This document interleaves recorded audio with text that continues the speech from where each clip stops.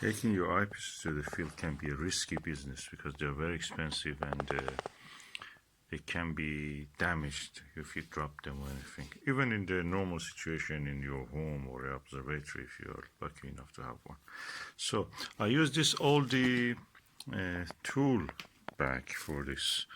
It's flexible, at the same time it's big enough and wide enough, right the size for the housing most of my eyepieces.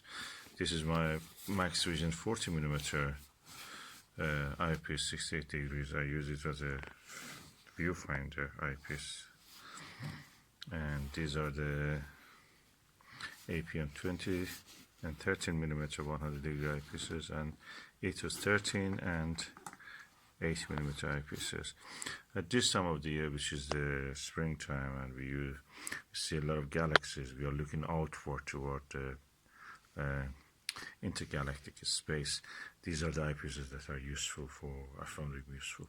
This also has another kind of view, 38mm 70 degrees eyepiece, another one of the good one that I use as a finder eyepiece. Of course, when I'm using this, probably I don't use that one. That's really good. That's really good. That's superb.